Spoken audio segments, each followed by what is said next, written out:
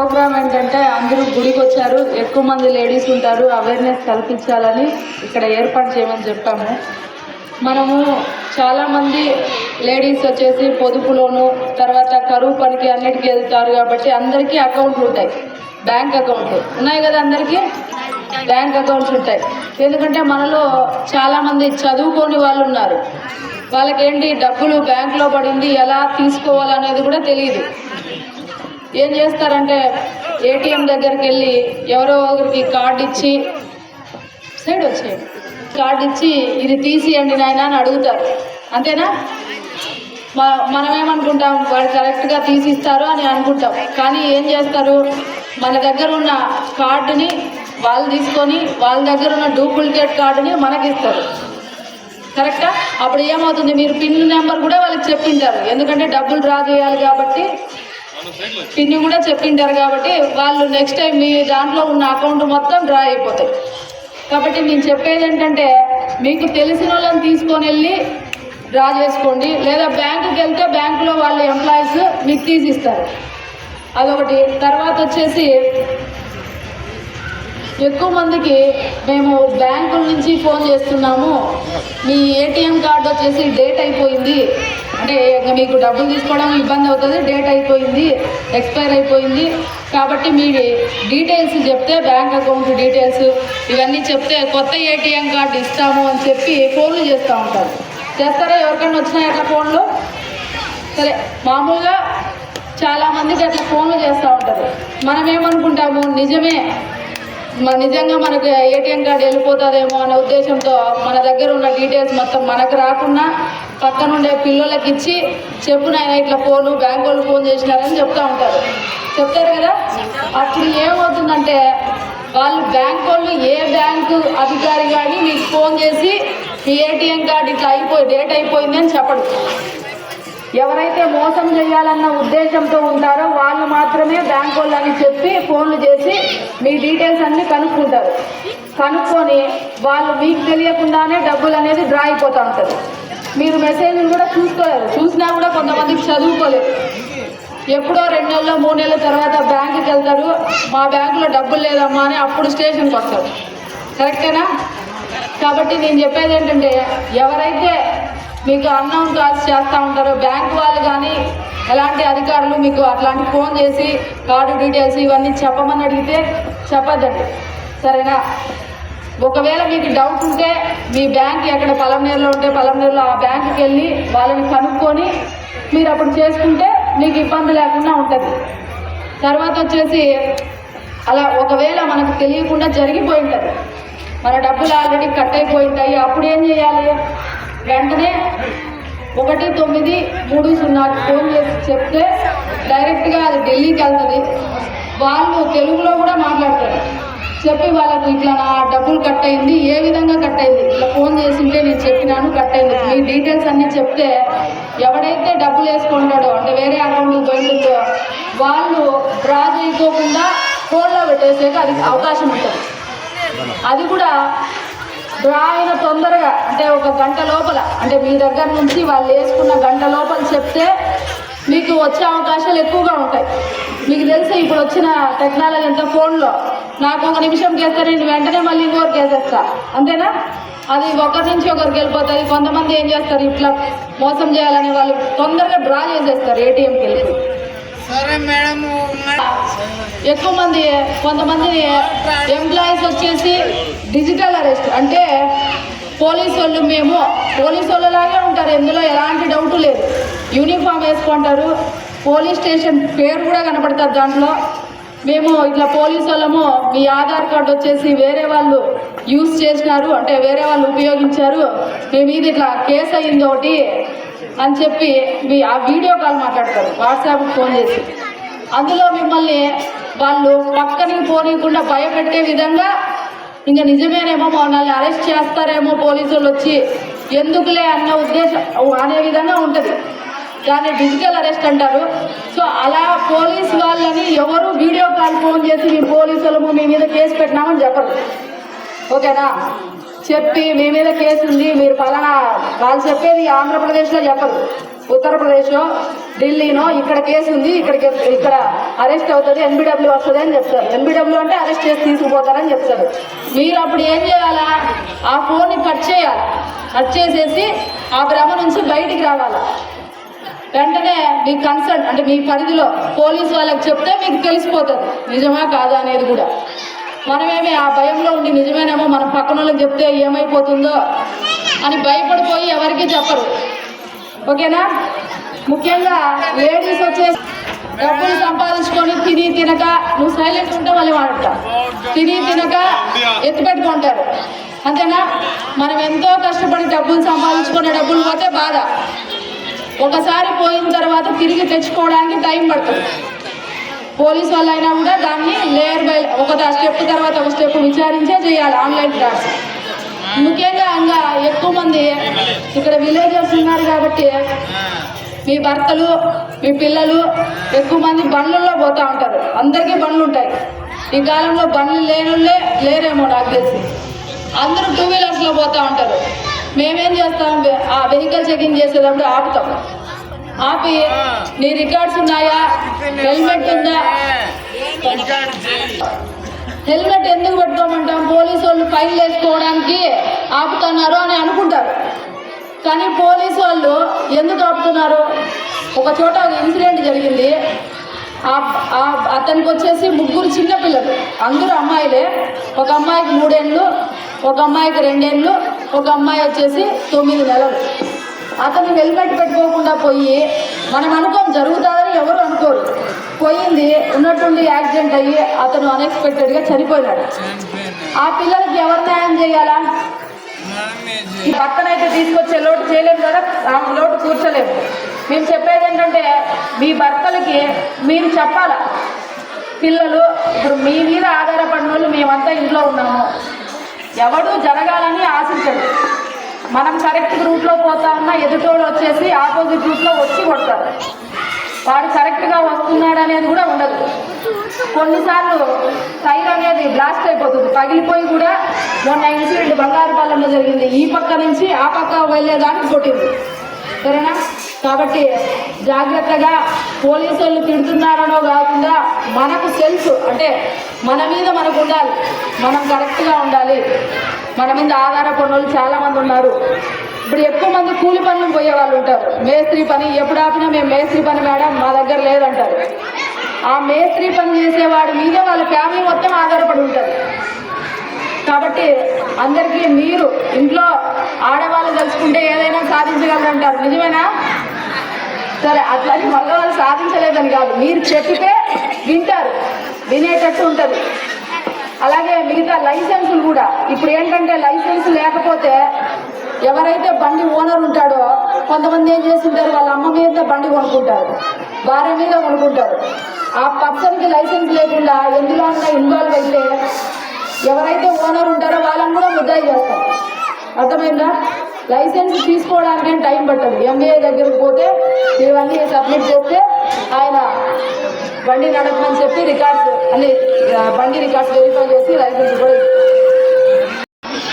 ఎట్లా అంటే పేరెంట్స్ మనము కష్టపడుతున్న కష్టం మన పిల్లలు పడకూడదు అన్న ఉద్దేశంతో స్కూల్స్కి పంపిస్తూ ఉంటారు. అంతేనా?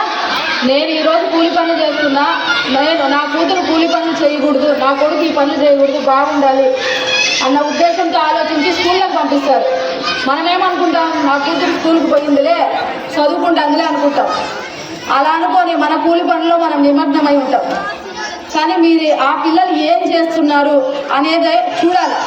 ఇంటికి వస్తానే ఇప్పుడున్న పిల్లలు మీ చిన్నప్పుడు మా చిన్నప్పుడు సెల్ ఫోన్లు లేవు, ఇప్పుడు అందరికీ సెల్ ఫోన్లు. ఒక సంవత్సరం పిల్లలు కూడా సెల్ ఫోన్లు చూస్తూ ఉంటారు. ఆ సెల్ ఫోన్లు అంటే వాళ్ళు ఎవరితో మాట్లాడుతున్నారు, నిజంగా చదువుకుంటున్నారు, సెల్లో చదువుకోవడానికి కూడా వాడు తీసుకుంటారు పిల్లలు, చదువుకుంటున్నారా లేదా అనేది పిల్లల మీద కూడా మనం ఒక కన్నేసి ఉంచాలి. ఎందుకంటే ఏమన్నా అయిన తర్వాత సామెత ఉంది కదా, చేతులు గాలించి ఆకులు పట్టుకొని ప్రయోజనం లేదు. మనం ముందే ఆలోచించి మన పిల్లల్ని మనం జాగ్రత్తగా చూసుకోవాలి. ఇప్పుడు ఎలా ఉంటుందంటే పిల్లల సైకాలజీ, పిల్లలు వచ్చేసి అమ్మ 10 మంచి పనులు చేసి ఒకటి ఏదైనా తిట్టిందనుకో, తిట్టిందే గుర్తుంటుంది. ఎదుటోడు వచ్చేసి ఒక చిన్న వాడికి ఏముండదు, ఏదో కళ్ళు తిరుక్కుండా పోరం పోగ్గా ఉంటాడు. వాడు మంచి మాట చెప్తే వాడే మంచిగా అనిపిస్తుంది మీకంటే. మనం ఏం చెప్తాం, అవునులే నువ్వు స్కూల్కి పోకోకుండా ఇంట్లో కూర్చో, స్కూల్కి పోతే నేను అందరూ ఇట్లా అంటారని మనం మానేపిస్తాం స్కూల్, అంతేనా? దాన్ని మీరు చెప్పాలా, పిల్లలకి చెప్పి అలా ఏమన్నా ఇబ్బంది ఉంటే పోలీసు ద్వారా ఆ పిల్లలు మాకు వచ్చి డైరెక్ట్గా చెప్పకుండా మీరు ఫోన్ చేసి చెప్పినా ఆపోజిట్ ఎవరన్నా ఉంటే నిజంగా ఇబ్బంది పెడతా ఉంటే మా తరపు నుంచి మేము చర్య తీసుకొని ఆ పిల్లకి ఎలాంటి ఆటంకాలు లేకుండా చూసుకుంటాం చదువుకోవడానికి. అట్లనే ఆ అమ్మాయి ఫోన్ మాట్లాడుతుందిలే, మాట్లాడుకోలే, ఫ్రెండ్స్లే అనుకొని వదిలేసినారనుకో రేపొద్దున ఇబ్బంది అవుతుంది. అలాగే ఎక్కువ మంది చిన్న పిల్లలకి పెళ్ళిళ్ళు చేస్తూ ఉంటారు, ఓకేనా? మైనర్ అంటే ఎవరు తెలుసా? మైనర్ అంటే 18 ఏళ్ళు నిండని వాళ్ళని మైనర్ అంటారు. చట్ట ప్రకారం అమ్మాయిలకి 18 ఏళ్ళు నిండాలి, మగపిల్లలకి అయితే 22 ఏళ్ళు నిండాలి పెళ్లి చేసుకోవడానికి. ఈ 18 ఏళ్ళు నిండే లోపల ఏం చేస్తారంటే పెళ్ళిళ్ళు చేసేస్తారు. ఎందుకు? కొంతమంది వాళ్ళ ఆర్థిక స్తోమత లేక, కొంతమంది ఈమె వేరే వాళ్ళని లవ్ చేస్తుంది ఎక్కడ వెళ్ళిపోతాదో అలా వేరు వేరు ఉద్దేశాలతో అమ్మాయిలకి పెళ్లి చేసేస్తారు. సో దానివల్ల 18 ఏళ్ళు గవర్నమెంట్ ఎందుకు పెట్టిందంటే ఆ అమ్మాయికి మైండ్ అనేది మెచ్యూరిటీ ఉండదు, తర్వాత పెళ్ళైన తర్వాత గర్భం దాలిస్తే ఆ పరిస్థితులు ఎదుర్కొనే సామర్థ్యం ఉండదన్న ఉద్దేశంతో పెట్టింది. మనమేమి పెళ్లి చేసి పంపించేస్తాం, నా పని అయిపోయింది అనుకుంటారు. ఆ పిల్లలకి ఏమన్నా అయితే ఎవరు ఇబ్బంది పడాలా? మళ్ళీ మనమే ఇబ్బంది పడాలి. కాబట్టి దాన్ని చూసుకోండి. ఇప్పుడు గవర్నమెంట్ హాస్పిటల్కి పోయినా 18 ఏళ్ళ నిండకనే అమ్మాయి అడ్మిట్ అయితే పోలీసు వాళ్ళకి ఇంటిమేషన్ ఇస్తారు, అర్థమవుతుందా? పోలీసు వాళ్ళకి ఇంటిమేషన్ ఇస్తే ఏం చేయాలా? మైనర్ కాబట్టి కేసు కట్టాలి. కాబట్టి మీరు అది చూసుకొని అమ్మాయిల్ని జాగ్రత్తగా చూసుకొని పెళ్ళిళ్ళు చేస్తే బాగుంటుంది. మేజర్ అయిన తర్వాత చేస్తే ఎలాంటి ఇబ్బందులు ఉండవు. అట్లనే అమ్మాయిల్ని కూడా కంట్రోల్లో పెట్టుకోవాలి. ముఖ్యంగా అబ్బాయిలు, మగపిల్లలు ఉంటారు. ఒక పిల్లోడు 8వ తరగతి అంటే వాళ్ళ అమ్మ నా మాట ఇల్లేదని స్టేషన్ తీసుకొచ్చింది. మీరు మొక్కై వంగనే మానై వంగున అని చెప్తారు సామెత, అంతేనా? చిన్నప్పటి నుంచి నా కొడుకు కదా అని వాడిని గారాబంగా పెంచి ఒక స్టేజ్కి వచ్చిన తర్వాత నా మాట వినాలి అంటే వినరు. చిన్నప్పటి నుండే అన్ని మాటలు నీతి మాటలు చెప్తూ పని పెంచాలి. అదేవిధంగా కొంతమంది మన కష్టం అనేది తెలియకోకుండా పెంచుతారు పిల్లలు. మనం పడుతున్న కష్టం పిల్లలకు అవసరం లేదు, తెలియకుండా పెంచుతారు. దానివల్ల ఏమవుతుంది, వాళ్ళకి ఆ కష్టం తెలియక ఎవరైతే ప్రేమ దోమ అని వెళ్ళిపోతారో అప్పుడు స్టార్ట్ అవుతుంది కష్టం.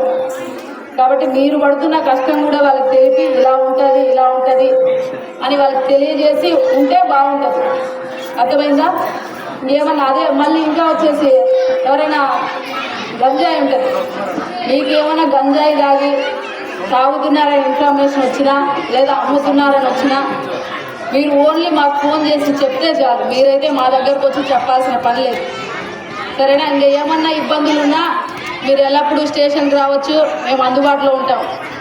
మరీ ముఖ్యంగా పిల్లలు వచ్చేసి సూసైడ్ చేసుకుంటున్నారు ఎక్కువ. సూసైడ్ అంటే ఆత్మహత్యలు చేసుకుంటూ ఉన్నారు. ఎందుకు? తల్లిదండ్రులు తిట్టినారనో, మార్కులు తక్కువ వచ్చినాయోనని. వాళ్ళ మైండ్ అనేది మెచ్యూరిటీ ఉండదు. 10వ తరగతి వాళ్ళు ఆత్మహత్యలు ఎక్కువ చూసింటారు మార్కులు తక్కువ వచ్చి.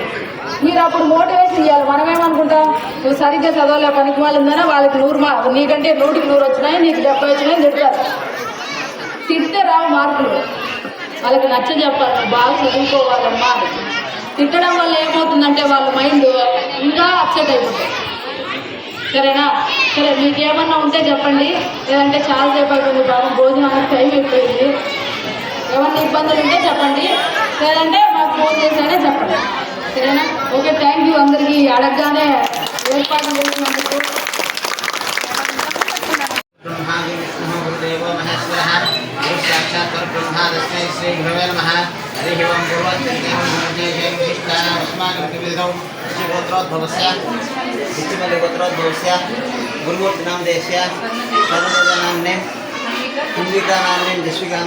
अस्माकं सह गुरुभानां क्षेमस्थैर्यवाभयाय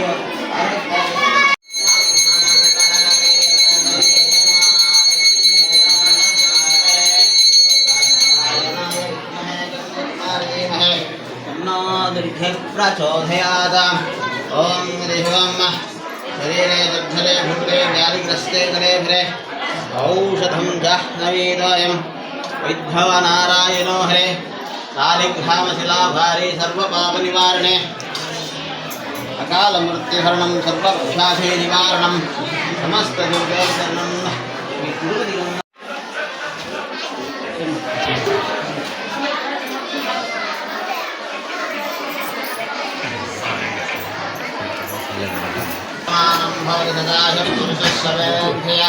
आयुष्येवेन्द्रिये प्रतिष्ठते रचनाथोसमान आयुष्यमानः परिधानवाजनः शतसंवत्सरं दीर्घमायुः दीर्घसुमङ्गले भव इष्टकाम्यार्थ मनोवाञ्छिताफलसिद्धिरस्तु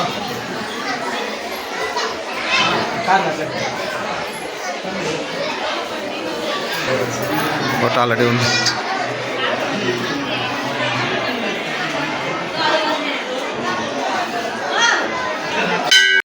ఈరోజు మనము ఎస్ఐ మేడం గారు స్వర్ణతేజ మేడం గారు కూడా మన గుడికి రావడం జరిగింది. ఎందుకు ఇది రావడం జరిగిందంటే ఇక్కడ మన గంటావూరులో దొంగతనాలు జరుగుతూ ఉంది, ఏటీఎం కాడ దొంగతనాలు జరుగుతూ ఉంది, మైనార్టీ లేని వాళ్ళకి లవ్ చేసి పిలుచుకొని పోవడం కూడా జరుగుతుంది. ఇలాంటిది ఇక్కడ దాదాపు ఈరోజు ఒక 100 మంది దాకా ఆడవాళ్ళు వచ్చినారు. మేడం గారు వచ్చి వాళ్ళకి దీన్ని ఎట్లా ఉండాలా, ఏ రకంగా బందోబస్తుగా మీరు ఎంత హుషారుగా ఉండాలనేసి కూడా మేడం గారు వచ్చి చెప్పినారు. ఇక్కడ వచ్చి మన గంగమ్మ గుడి చెప్పిన దానికి మేడం గారికి కూడా ధన్యవాదాలు తెలుపుకుంటున్నాము. అట్లే మేడం గారు చెప్పింది కూడా మీరు పాటించుకుంటూ ఉంటే మీ దొంగతనాలు కానీ కూడా జరగదు. అట్లే మీ ఆడపిల్లలు కూడా ఇంట్లో హుషారుగా ఉంటారు, మగపిల్లలు కూడా హుషారుగా ఉంటారు. ఈ గింజాలకు అలవాటు కాకుండా మీకు అలాంటిది గింజాలకి ఏమన్నా మీ పిల్లలు అలవాటు అయింది, మీకు ఏమన్నా విషయం తెలిసింది అనుకోండి, మీరు ఇమీడియట్లీ పోలీస్ స్టేషన్లో పోయి చెప్తే వాళ్ళు దానికి పరిష్కారం ఏం చేయాలనో ఖచ్చితంగా పోలీస్ స్టేషన్ వారు కూడా చేస్తారు. వాళ్ళు ప్రతి పోలీస్ స్టేషన్ తరపు నుంచి మీకు ఎప్పుడు ఏ టైం అయినా కానీ మీకు సపోర్ట్ కూడా వాళ్ళు చేయడం కూడా జరుగుతుంది. వాళ్ళు పోలీస్ స్టేషన్ పోతే మనకి మర్యాద హీరో అలాంటిదంతా ఏముండదు. మీకు ఎటువంటి ఇబ్బంది కలిగితే వాళ్ళకి ఇమీడియట్లీ ఫోన్ చేస్తే ఇమీడియట్లీ మీకు కూడా రెస్పాన్సులు కూడా ఇస్తారు. ప్రతి ఒక్కరు దీన్ని యూజ్ చేసుకొని మేడం గారు ఏం చెప్పినారో దాన్ని పాటించుకొని పోతే మన కుటుంబం 100 ఏళ్ళు ఏ తంట, ఏ గలాటాలు, ఏ ఇబ్బంది లేకుండా బాగుంటుందనేసి కూడా నేను కోరుతున్నాను.